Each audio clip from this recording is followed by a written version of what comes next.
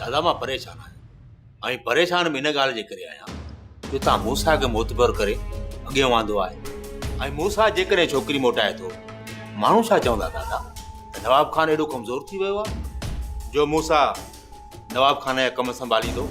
तूं ॿार आहीं सुल्तान, जित मां सोचियां थो न होसि ताईं तुंहिंजी सोच कोन पहुचंदी। बाबा साईं, तव्हां असांखे ज़ाहिर त करे ॿुधायो, आख़िर तव्हां छा सोचियो आहे? न बन मूंसा तव्हां सां बटा कई आहे त हू छोकिरी खे वापसि आणींदो, जॾहिं त सजावल छोकिरीअ खे कॾहिं बि मूंसा जे हवाले न कंदो। पोइ इहो कमु तव्हां छो मूंसां जे हवाले कयो आहे बाबा साईं? बादल, जॾहिं सजावल छोकिरी ॾियण खां इनकार कंदो त पोइ असां सिधो हला कंदासीं सजावल जे घर मथां। तव्हांजो आॾो हूंदो मूंसा, पोइ उते जेके खून थींदा उहे सभु मूंसा जे खाते में लिखबा। हाणे सम्झीस दादा, जीअं नांग मरे ऐं लठ बि बचे।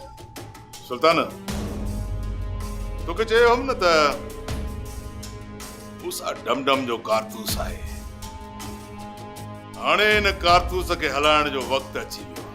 दादा छोकिरी वापसि थिए या न थिए, बाक़ी सजावल ऐं इन मूंसा जे विच में जहिड़ो अरूज ते वेंदो। हा सुल्तान, मां इन मूंसा खे मिस करणु नथो चाहियां, इन करे हुन ते हथ फेरे हुनखे अॻियां कयो आहे। ॾिसजांइ इहो मूंसा ई हूंदो जेको इन सजावल खे रत जूं मानियूं खाराईंदो, रत जूं।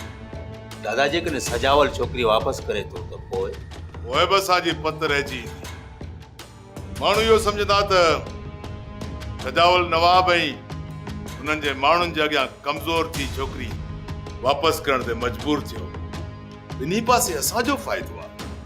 पोइ सुल्तान तूं छो परेशान थियो आहे? सोप सीरियल तकरार तमाम एपिसोड ॾिसो हाणे HD क्वालिटी में। विजिट कयो असांजो YouTube channel Sindh TV HD drama. Subscribe कयो असांजो official YouTube channel Sindh TV HD drama ऐं वधीक अपडेट लाइ बेल आइकन खे क्लिक करियो।